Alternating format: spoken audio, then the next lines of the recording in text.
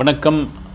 Chess champion Gukesh உலக champion ஆகிட்டு ஒட்டு மொத்தமாக இந்தியாவை தாண்டி தமிழ்நாட்டை தாண்டி சென்னைக்கு மிகப்பெரிய பெருமை. சென்னை பையன் அந்த சாம்பியன்ஷிப் ஆகிட்டு வந்த அந்த மகிழ்ச்சி. ஒரு 18 வயசு உலக சாம்பியன்ஷிப் செஸ் போட்டியில் குகேஷுடைய பின்னணி என்னன்னு ஏறக்குறைய உங்களுக்கு தெரிஞ்சிட்ருக்கோம். அதுக்கு முன்னாடி நிறைய பேருக்கு இந்த செஸ் விளையாடுறத ரொம்ப காலமாக ஒரு சோம்பேறிகளுடைய கேம். அது உட்காந்த இடத்துல ஒரு போர்டை வச்சுட்டு இந்த காயை நகர்த்தி சும்மா விளையாடிக்கிட்டு இருக்காங்கன்னா சும்மா அது இப்போ இவங்க சீரியஸாக விளையாடிருக்காங்க.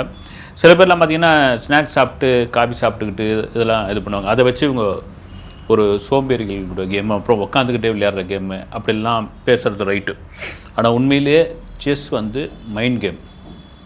கிட்டத்தட்ட ஒரு 3-4 மணி நேரம் உட்காந்துக்கிட்டே இருக்கணும், மூளைக்கு வேலை கொடுக்கணும், தந்திரம் தெரியணும். இதை தாண்டி செஸ் ஃபிசிக்கலாகவும் ரொம்ப முக்கியமான ஒரு விஷயம். மென்டலி எப்படியோ ஃபிசிக்கலும் அப்படி தான். இந்த கேம் 14 நாட்கள் நடக்குது. 14 சுற்று. அப்போ 14 நாள் ஒரு பிளேயர் உட்காந்துக்கிட்டு இருக்காருன்னா அவருக்கு எந்த அளவுக்கு அழுத்தம் இருக்கும் பாருங்க. எந்த விதத்தில் மென்டலி அவங்க சோர்ந்து போயிடக்கூடாது. மனச்சோர்வு அப்படின்வாங்க. நீங்கள் உடல் உழைப்பை தாண்டி மனச்சோர்வு ரொம்ப முக்கியம். இந்த திங்க் பண்ணுறவங்க, க்ரியேட்டிவிட்டியாக இருக்கிறவங்க, இவங்கெல்லாம் பார்த்திங்கன்னா ரொம்ப பீஸ்ஃபுல்லாக இருக்கணும்னு பார்ப்போம். சினிமாவை எடுத்துக்கிட்டிங்கன்னா இந்த கலைஞர்களை, இசையமைப்பாளர்களை, இயக்குநர்கள்லாம் பார்த்திங்கன்னா அவங்களுக்கு எந்த தொந்தரவும் பண்ணாதப்பா, அவங்க பாட்டுன்னு ஃப்ரீயாக இருக்கட்டும்மா. ஒரு மியூசிக் டைரக்டர் கம்போஸ் பண்ணுறதுக்கு ஏன் அவங்கள ஃபாரின் அனுப்புகிறாங்க, கொடைக்கானல் அனுப்புகிறாங்க, ஊட்டி அனுப்புகிறாங்க அப்படின்னா எந்த தொந்தரவும் இல்லாமல் அந்த இயற்கையை சார்ந்து உங்களுக்கு ரொம்ப உற்சாகமாக இருக்கும். நீங்கள் சென்னையில் பரபரன்னு சவுண்டு, ஒரு பக்கம் செல்ஃபோன் அலரும், அப்புறம் வீட்டிலேருந்து யாராவது வருவாங்க, மைண்ட் அங்கே போவோம், வீட்டுக்கு போகணும் அப்படின்ற மாதிரியான ஒரு விஷயம். நீங்கள் ஒரு குளுமையான பகுதி, ஒரு இயற்கையான பகுதிக்கு போகும்பொழுது மூளை ஃப்ரெஷ்ஷாக இருக்கும். நீங்கள் கதாசிரியர்கள்லாம் பார்த்தீங்கன்னா நிறைய பேர் ட்ராவல் பண்ணிக்கிட்டே கதை எழுதுவாங்க. அப்புறம் இயக்குநர்கள் பார்த்திங்கன்னா ஒரு தனிமையான இடத்துல போய் உட்காந்து சிந்திச்சு ஒரு ஸ்கிரிப்டை ரெடி பண்ணுவாங்க. இதுக்கு காரணம் என்னென்னா, நீங்கள் ஃபிசிக்கலாக உழைப்பதை தாண்டி மென்டலாக இருக்கிறது ரொம்ப ரொம்ப ரொம்ப கஷ்டமான விஷயம். அவனை தொந்தரவு பண்ணாதப்பா, அவன் ரொம்ப திங்க் பண்ணிக்கிட்டு இருக்கான் அப்படின்வாங்க. என்னத்தை பெரிய திங்க் பண்ணிடுறாருன்னு அந்த திங்கிங் தான் அது உடல் சார்ந்த விஷயமாக உழைப்பாக மாறும். அப்படி தான் செஸ்ஸு ஒன்றும் சாதாரண விஷயம் கிடையாதுங்க.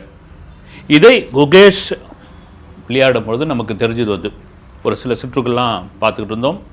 பொதுவாக இந்த வேர்ல்டு செஸ் சாம்பியன் போட்டி எப்படி நடக்கும் அப்படின்னா, ஏற்கனவே ஒரு சாம்பியன் இருக்காருங்கள, அவர் நேரடியாக போட்டி களத்துக்குள்ளே வந்துடுவார், டைரெக்டாக வந்துடுவார். அவர் கடந்த முறை யார் சாம்பியனோ அவர் வந்துடுவார்.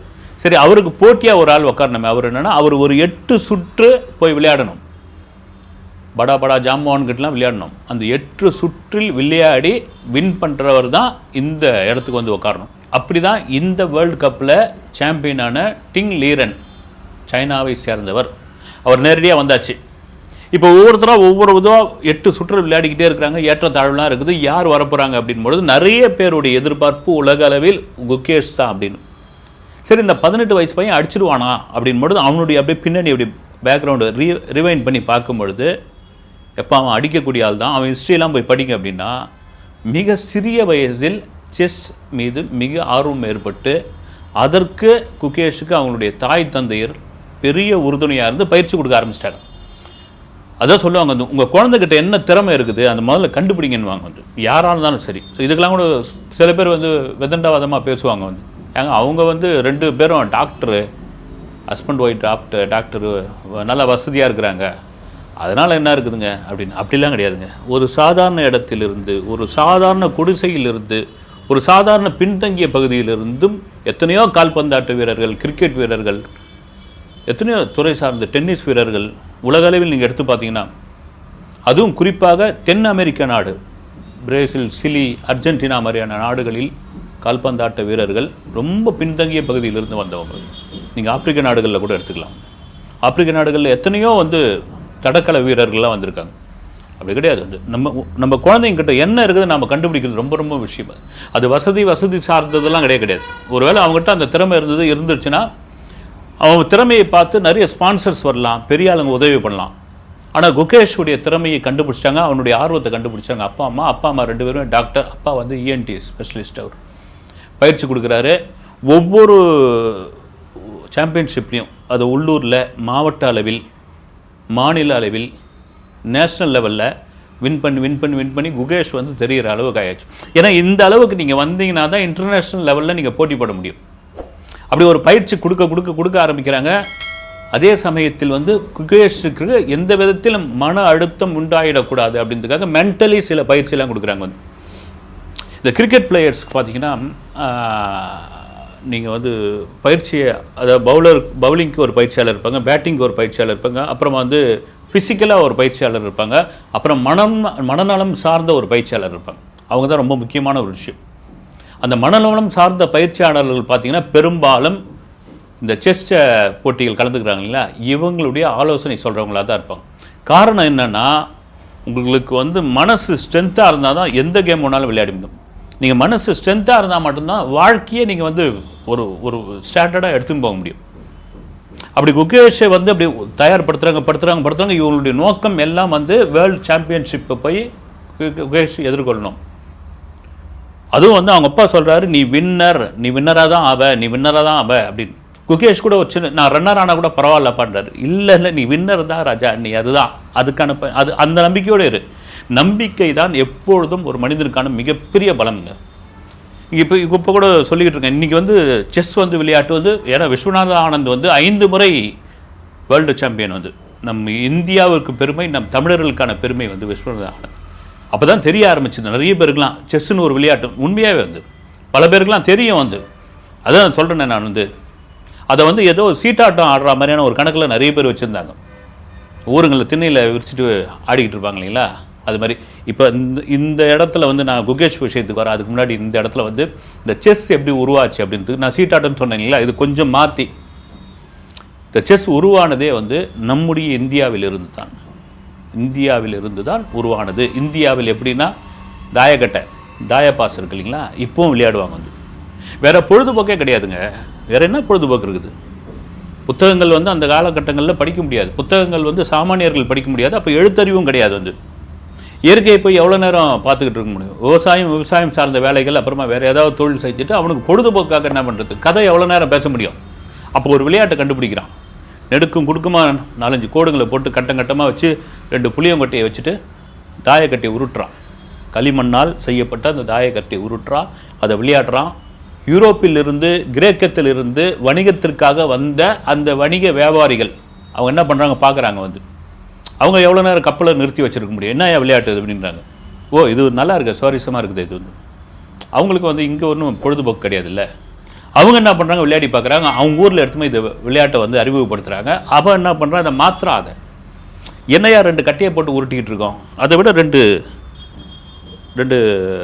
தலைங்களை வச்சு இது பண்ணலாமே அப்படின்னு.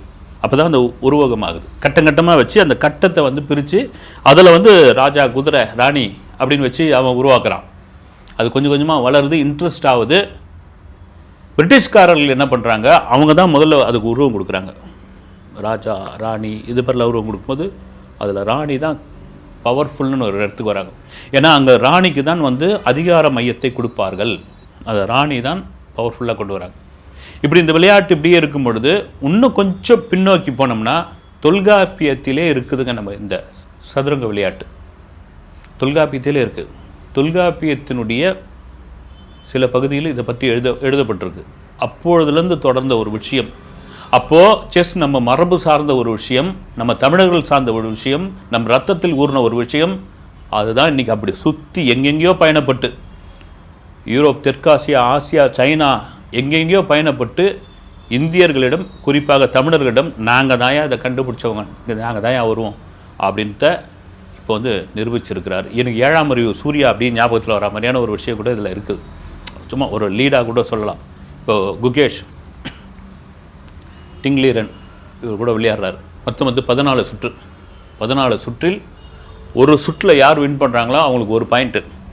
ட்ரா ஆகிடுச்சின்னு வச்சுங்க 0.5 முதல்ல என்ன பண்ணுறாரு, இந்த டிங்லீரன் சைனாக்காரர் இருக்கல்ல சப்பமூக்கு, கொஞ்சம் அவங்களாம் விவரமான ஆளுங்க. வந்து அவர் என்ன பண்ணுறாரு, இந்த வேர்ல்டு சாம்பியன் நடக்கிறதுக்கு முன்னாடி, இந்த வேர்ல்டு சாம்பியன் கொஞ்சம் சில மாதங்களுக்கு முன்னே முடிவாயிடுச்சு. வந்து குகேஷும் அவரை தான் மோத போகிறாங்கன்னு நமக்கெல்லாம் ஒரு பெரிய பெருமை ஆயிடுச்சு. அப்போதுலேருந்து என்ன சொல்கிறாரு, பல பேட்டிகளில் வந்து நான் நிறைய விளையாடிட்டேங்க. எனக்கு ரொம்ப ஒரு மாதிரி மனசோர்வாக இருக்குது, எனக்கு டயர்டாக இருக்குது, எனக்கு வந்து அதெல்லாம் ஒன்றும் இது இல்லைங்க, எனக்கு வந்து போர் அடிக்குதுங்க, நான் வந்து விளையாடி எனக்கு அழுத்து போச்சு, பார்த்துக்கலாம் வாங்க குகேஷ் கூட விளையாடுற வாங்க இப்படின்னு எல்லாமே நெகட்டிவாக பேசிக்கிட்டே இருக்கிறாப்புல. பேசிக்கிட்டே இருந்து என்னையா இருந்தாலும் இப்படி பேசிக்கிட்டு இருக்காரு, இவர் எப்படி போன வாட்டி வேர்ல்டு சாம்பியன் ஆனார், சரி வரப்போகிறாரு, இந்த வாட்டி இப்படி தான் சொதப்ப போகிறாரு, ஒரு விளையாட்டு விளையாடும் போது உற்சாகமாக பேசணும் இல்லை, ஏன் இப்படி பேசுகிறாருன்னு ஆட்டம் தொடங்கினப்போ தானுங்க தெரியுது, அடடா சாதாரண ஆள் கிடையாது, இவர் திசை மாற்றி விடுறாரு, பரபரன்னு விளையாடுறாரு, மனப்போக்கு வழியாக வேறொரு திசை எதிராளியை நான் ரொம்ப வீக்காக இருக்கிறேன், நீ என்னை ஈஸியாக அடிச்சிடலாம், எனக்கு அழுத்து போச்சு, இந்த விளையாட்டு மேலே பெரிய இன்ட்ரெஸ்ட் இல்லை, இப்படியா சொல்லி எதிராளி வந்து அசால்ட்டாக விளையாட வைக்கிறது. நம்ம கிரிக்கெட்டில் பார்த்தீங்கன்னா ஜிம்பாவே, அப்புறமா வந்து கென்யா டீம்லாம் இருந்தது, அதுக்கு முன்னே பெர்முடாஸ்னு ஒரு நாட்டிலேருந்து ஒரு டீம் இருந்தது. அப்போ வந்து என்ன பண்ணுவாங்க, நம்ம எதுவும் இல்லை, பெரும்பாலும் வந்து இந்த மாதிரி டீம் கூட விளையாடும் போது ஒரு அலட்சியம் வந்துடும், இவங்க தானே தூக்கி போட அடிச்சுட்டு போட்டு போயிடலான்னு. ஆனால் அவங்க ஸ்ட்ராங்காக இருந்து வின் பண்ண மேட்ச்லாம் எத்தனையோ இருக்குது, உஷாரானது. அந்த மனநிலைக்கு இந்த சைனாக்காரர் கொண்டு வராரு. ஆனால் குகேஷ் சரியான உஷார் பார்ட்டி. முதல் சுற்று கட்டன்னு விளையாடும் போது தெரிஞ்சு போச்சு எல்லாருக்கும், இவர் வந்து மெயின் கேமை சரியாக விளையாடுறாரு, அந்த சைனாக்காரர் விளையாடுறாரு. ரெண்டாவது சுற்றுலேயும் வந்து ஒரு தடுமாற்றம். எப்பவுமே அந்த வேர்ல்டு சாம்பியன் இப்போ ஒரு சின்ன பையனாக இருந்து வந்து ஒவ்வொரு போட்டியாக இது போய் இது ஒரு கனவாக இருந்து 8 பேரை வின் பண்ணி இந்த இடத்துக்கு வந்து ஒரு நபர் உட்கார்றாரு, ஒரு 18 வயசு பையன் உட்கார்றாரு அப்படின்னா முதல்ல ஒரு பதட்டம் இருக்கும். மூணாவது சுற்றுலேருந்து உஷாராகிறார், வந்து குகேஷ் உஷாராகிறார், டஃப் ஆகுது மேட்ச்சு. ஒரு கட்டத்தில் இது டிராவை நோக்கி போக போகுதுங்க, டை பிரேக்கர் கொடுத்து மறுபடியும் விளையாட போகிறாங்க அப்படின்னு பொழுதுதான் கடைசி பரபரப்பு நொழி. 4 மணி நேரம் உட்காந்துட்டு இருக்காங்க. அந்த 4 மணி நேரத்தில் மைண்டு ஃபுல்லாக உள்ளே இறக்கணும் இல்லைங்களா, அதில் இறக்குற ஒரு செக்கு தான் குகேஷை வந்து சாம்பியன் கொண்டு வந்து நிற்குது. கண்ணில் வந்து ஆனந்த கண்ணீர் தாரையாக இதுவாகுது. அவருடைய அப்பா வந்து அப்படி குதிக்கிறார், ஒரு துள்ளி குதிக்கிறார். காரணம் என்னென்னா, தன்னுடைய மருத்துவ வேலையை விட்டுட்டு தன் மகனுக்காகவே கூடவே ட்ராவல் பண்ணுறாருங்க ஒரு அப்பா. அதுதாங்க வந்து நீங்கள் எப்போவுமே தந்தை சொல் மிக்க மந்திரம் இல்லைன்னு வாங்க இல்லைங்களா, தாயர் சிறந்த கோவிலும் இல்லை, ரைட்டு, தந்தை சொல் மிக்க மந்திரம் இல்லை. நீ அப்பா பேச்சை கேட்டு, அப்பா நல்லவனா கெட்டவனையா, அப்பா பேச்சை கேளு, நீ கேட்டு உருப்பட்டுருவ நீ. அதுதான் ஒரு தந்தை வந்து மகனை அப்படி வந்து, அது ஒரு மகன் தாண்டி ஒரு ஃப்ரெண்டு அவன் தான் ஒரு இதுவானால அப்படி கொண்டு போகிறாரு, அவனை ஊக்கப்படுத்துகிறாரு. அவன் சோர்ந்து போகிறப்பெல்லாம் இல்லை, ஏறக்குறைய இவர் தான் வந்து அவனுக்கான ஒரு பெரிய பூஸ்டாக இருக்கார். வின் பண்ணி தான் தன் மகன் உடனே துள்ளி குதிக்கிறாரு, ஆனந்தப்படுறாரு, அந்த ஃபேமிலியை சந்தோஷப்படுது, தமிழ்நாடே கொண்டாடுது, இந்தியாவே கொண்டாடுது, சென்னையே கொண்டாடுது, முதல்வர் பாராட்டுறாரு, துணை முதல்வர் வந்து 5 கோடி ரூபா கொடுக்குறாரு. எவ்வளோ பெரிய சந்தோஷம் பாருங்கள். வந்து இது சொல்லுவாங்கல்ல, பிளட்லேயே ஊர்ன ஒரு விஷயம் தாங்க இது வந்துடும். நம்ம இந்தியர்கள் தமிழர்கள் கண்டுபிடித்த ஒரு விளையாட்டு, தொல்காப்பியத்தில் இருந்த ஒரு சதுரங்க விளையாட்டு. இது அப்படியே தாயபாசா மாதிரி, தாயபாஸ் வந்து யூரோப்பில் வந்து செஸ்ஸா மாதிரி, செஸ்லேருந்து நாங்கள் தான் கிங்குன்னு சொல்லும் பொழுது நானும் வென்று காண்பிப்போம். ஒரு விஸ்வநாத ஆனந்த், இன்னொருத்தர் புதுசாக ஒருத்தர் வந்துட்டார், விஸ்வநாத ஆனந்தே பாராட்டுறாரு. மற்ற ஸ்போர்ட்ஸ் பிளேயர்லாம், கிரிக்கெட் வீரர்கள் எத்தனை பேர் பாராட்டுறாங்க குகேஷை, வந்து டென்னிஸ் பிளேயர்கள் பாராட்டுறாங்க, வேர்ல்டு லெவலில் பாராட்டுறாங்க. இதை விடாத தம்பி, இதை கொண்டுமோ அப்படின்னு இப்போ தான் தெரிய வர ஆரம்பிக்குது நிறைய பேருக்கு. அப்பா, இது வந்து சோம்பேறிகள் விளையாட்டு கிடையாது, இது வந்து புத்திசாலித்தனமாக தந்திரமான விளையாட்டு. இந்த விளையாட்டில் நீ கை தேர்ந்த ஒரு ஆளானினா, நீ எத்தனை விதமான சிக்கலும் இருந்தாலும் அந்த சிக்கலை வாழ்விலையோ தொழிலையோ ஈஸியாக நீ வந்து அந்த சிக்கல்லேருந்து விடுபட்டுடலான்னு ஒரு மனோதத்துவ நிபுணர் வந்து சொல்லியிருக்காரு. நீங்கள் செஸ் விளையாட கற்றுக்கிட்டிங்கன்னா பொதுவாகவே உங்களுக்கு ஒரு சிக்கல் ஏற்படுகிறது என்றால் அந்த சிக்கலிலிருந்து நீங்கள் ஈஸியாக வெளியே வந்து விடுவீர்கள் அப்படின்னு. இப்போது ஒட்டுமொத்தமாக இந்தியாவை சார்ந்த உலகம் கொண்டாடக்கூடிய குகேஷிற்கு நம்முடைய வாழ்த்துக்களை தெரிவித்துக் கொள்வோம். அடுத்தடுத்த வெற்றி பயணத்தில் அவர் இன்னும் பெரிய சாதனைகளை புரிய வேண்டும். ஏன்னா 18 வயசாகாதது. வாழ்த்துக்கள் குகேஷ். நன்றி. அடுத்த வீடியோவில் சந்திக்கிறேன்.